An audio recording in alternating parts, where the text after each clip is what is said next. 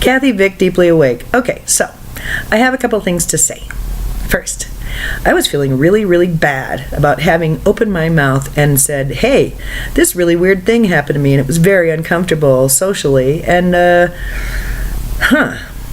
I felt really bad. Oh, I'm so judgmental. Oh my God, I'm not being compassionate. And then I saw on my scrolled feed something about you create your own reality, and whatever you magnetize to yourself is you, and it's great. So, and I think that's really a number I did to myself for a really long time. Oh, I brought this on. It's something that I've done that has created this bizarre reaction in others. And here's the deal. You know what? That's kind of true, because it's a polarity thing. I can walk into certain social events and people flock to me, and other I can't get any play at all. Is that me or is that them? At this point, I'm saying, I'm me, and I know that people react to me. And Michelle Caron, a quantum astrologer, that was part of the Akash reading that she did on me. People can sense you when you walk into a room. You are influential. You trigger people, and it's a big energy. So people notice you. Gee, I think. So it was good to remember that. So anyway, this morning I'm having this tug of war. Was it okay for me to speak? Oh, was it okay to have a feeling that is not in alignment with, like, universal love? Yeah. I can love the person and not like the manifestation of the consciousness. You think that might be okay? Yeah, I think so. So, anyway, I'm having this thinking, and then I realize, oh, wait a minute, something really weird happened last night. Perhaps I should review that. So I'm going to tell you about it. Oh, but one thing about the disastery night, and then I'm done bitching about that. You ready? Yeah, I got stood up. Yeah. I waited 45 minutes for the dude, and had even one of those women even looked at me and smiled. Honest to Christ, if they just looked at me and smiled, I would have stayed. But no, that didn't happen. So, being largely ignored in a very large social situation, I decided to just hightail it. And I wrote, hey, that was really embarrassing. The women were all really creepy and mean, and the men totally creeped me out, and it was not okay to have to wait in that kind of energy. You only get to stand me up once. Boop.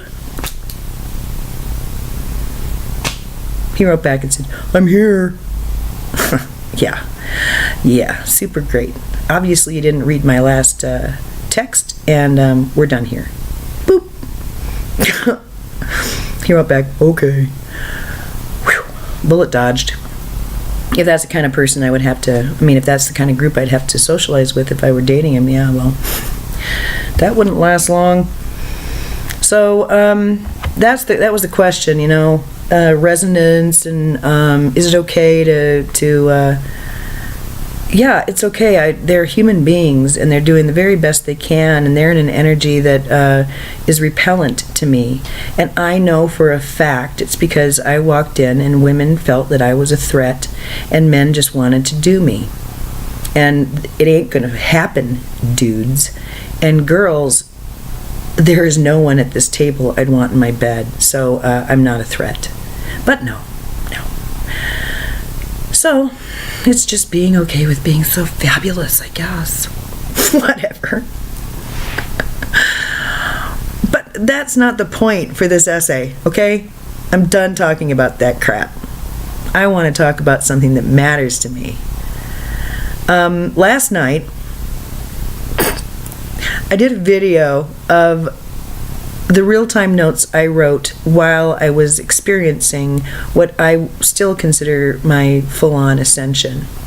It was a conversion, and I've often described it as that.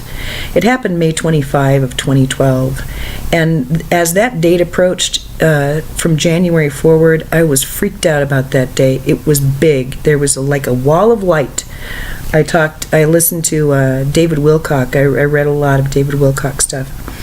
And he talked about event horizons, and that's what that was. It was literally a wall of light. He talked about this machine that can put you into event horizons, and then you get to a wall of light and you can't go any further. That's what it was. It was really nice to have him describe it. It's also something that he referenced, an external Merkaba that was dramatized in Contact. But anyway, so this event horizon occurred, and I got closer and closer, and I realized I was probably going to die that day, and I was trying to get my bearings and be okay with that.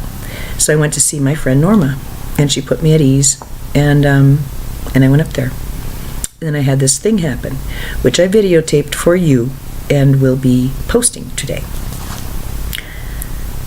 But that's not why I'm talking about it. I want to tell you that as I was listening to it, and this is not the first time that this has happened to my body, as I have read or listened to those words.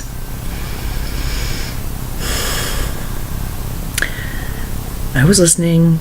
It was very nice. It was getting later and I wanted to go to sleep, but I wanted to finish. And as it got toward the end, that sensation came over me. I'll be posting a companion piece about vagal activation. Because last night, oh my God, I started to feel like I was fading as the tape was rolling, and I thought, oh no, not again. That's what I always think first. Oh no, not again. Oh no. Am I going to live through this one? That's always my thinking. Because my head gets very light. I start to sweat profusely. My chest begins to feel weird. Not bad, and no pain and no pressure. Just something's going on. And I get more and more lightheaded, and I know, and my body begins to feel as if it can't support itself. So I've got my hand resting on the laptop going as I'm listening, and I'm thinking, well, the very best thing I can do is shut this thing off. But I was already off to the races. The next thing I know,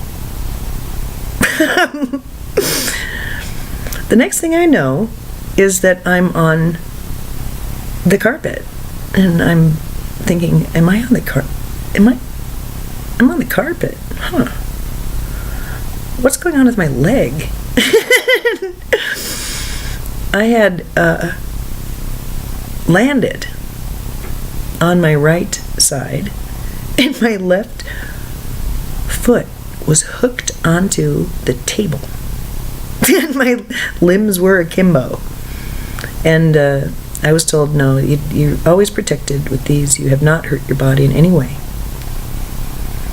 So I'm always a little bit weak after one of those things. I just kind of laid there, and I was I was immediately switched on to how much I love individuals, and I just, how much I love you so much, and just, I don't know, that's where I went. It's not where I always go, but that's what was triggered for me.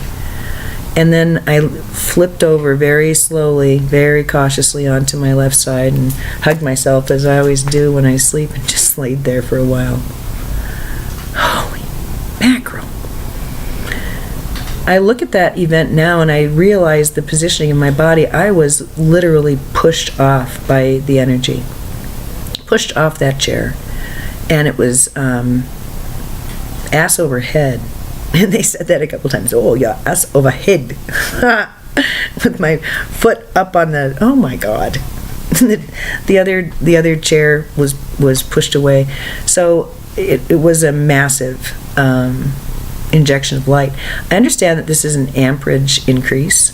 I understand that this is a vagal activation, and I understand that I channeled about it. I understand that it was a required hit of light for reversing some things in my body, and that's just how I roll.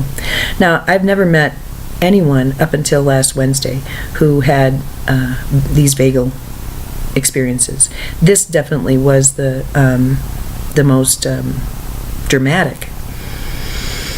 But the graduation thing that I'm going to be posting was discussion of such an event, and it was precipitated by a tremendous upsurge and communication with light and with Creator. So it is unique, and I'm now going to videotape the companion piece to it called Home.